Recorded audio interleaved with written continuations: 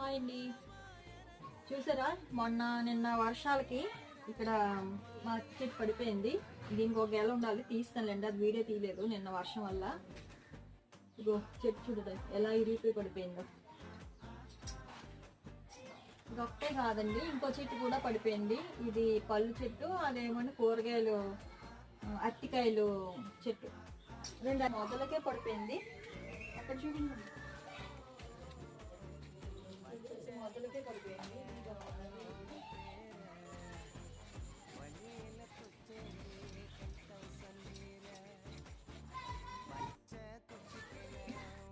అరటికాయలు, ఇవి కాయలు చెట్టు.